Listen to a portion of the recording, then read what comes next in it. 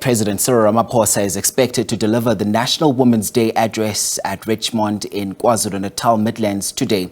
The 9th of August was declared National Women's Day in South Africa in 1994 to commemorate women's struggles against oppression. It was on this day in 1956 that 20,000 women marched to the union buildings to protest against past laws. For more information on this, we're now crossing live to SABC News reporter Vusi Khumalo, who joins us now, as well as Jade Paulser there. All right, a very good morning to you, Vusi. Thank you so much for your time this morning. Talk to us about how the mood is there as people gather to commemorate Women's Day. Yes, the atmosphere is reaching fever pitch here, down here in Richmond, just outside Pietermaritzburg. It's an area that is on the Midlands of KwaZulu-Natal. At the moment, as I'm letting Umbabu Japan Matebula is showing you a group of women because this is indeed their day. They are streaming into the event at Silahla Stadium in Richmond here to be part of this the main celebration to be addressed by the president of the country, Mr. Cyril Ramaphosa, later on at around about 12. Just before that, the program is likely to start. The formal program is about to start at 11 o'clock. We're having seen the glimpse of the program. It looks as if they will start with a lot of groups, musical items provided or rendered by the locals from Ubumbano and other groups as well from the national, from national other provinces, as well as the groups from here in this area of Richmond. And then at around about 11, the co-directors of the program, Mr. Natim Tetwa, as well as his counterparts in the province of the Arts and Culture, MEC, Hlengioma Vimbelo, will be directing the program.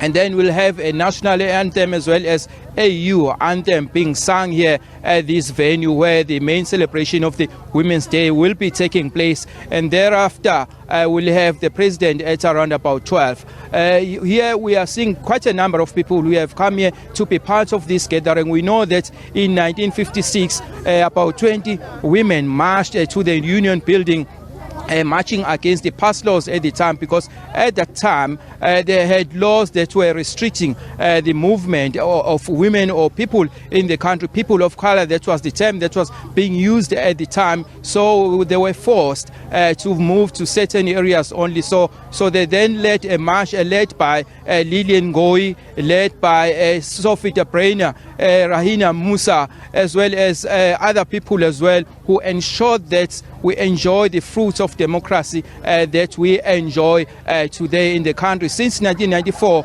this day, the 9th of August, was declared a National Women's Day when Mandela took over the reins, or taking over the democracy, or during the democracy in the country. We know that KwaZulu-Natal has come a long way, even though they've made some strides in order to ensure that they advance the emancipation of women here in the province of KwaZulu-Natal. Just lately we have seen the Premier-elect of KwaZulu-Natal being a woman. That's one of those things being commended by the authorities in the province of KwaZulu-Natal, that for the first time since the democracy in 1994, we will be having, very soon, a woman who will be the Premier in the province of KwaZulu-Natal. But I must say that the province has been lagging behind, because other provinces have had women as premiers. The Nokolo Kivet of the Eastern Cape, Silva Lucas of the Northern Cape, as well as the current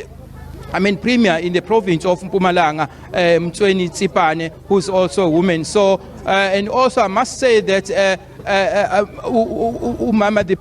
Premier-elect, Nomusa Dube is also on the program, will be the first person to address the gathering here at around about 11. So we are expecting this day to be very smooth, especially seeing that there was rain yesterday, but today it's very sunny and people are seemingly streaming into the venue. Let's see if we can just grab one or two so that we can hear a word from them. Sawona mama kunjani?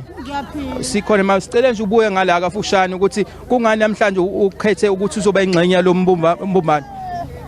Namhlanje ngikhethe ukuthi ngizobona uMongameli. omhlaba ngaze ngife ngambonanga ngicela ukumbona ema-TV. Ngiyajabulela lolu suku sengineminyaka ewu-78 ngikhona emhlabeni ngisaphila. Susoba na-80 nje?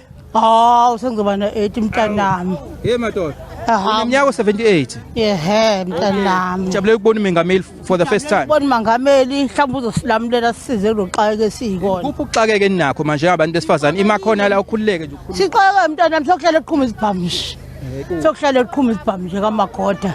Nemigaqo kwathelwa amatshe nje asikwazi nokuhamba emigaqweni awagugulwa alabekwa nje. Mhlawumbe uzosilamulela uMengameli. Okay. Ngoba wakwasiza naqala kade sixakekile kuyi-COVID wasilethelela nezijumbane. Sabusiseka nje mntanami. Okay, siyabonga khuluma igama lesibona. Nguhawule Mkhize. Hawulile Mkhize. Siyabonga kakhulu mama.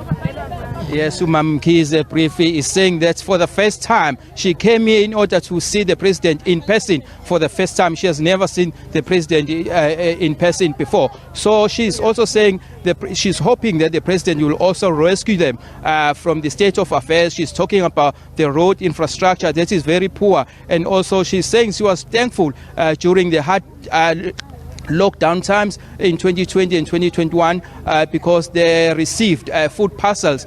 She's saying that was directly coming from the president himself. So she's happy that she'll be seeing the president in person. So she's saying that she's here just to enjoy herself, but also hoping that all these problems they are having in terms of service delivery will be addressed by the president when he later addresses them at around about 12 o'clock.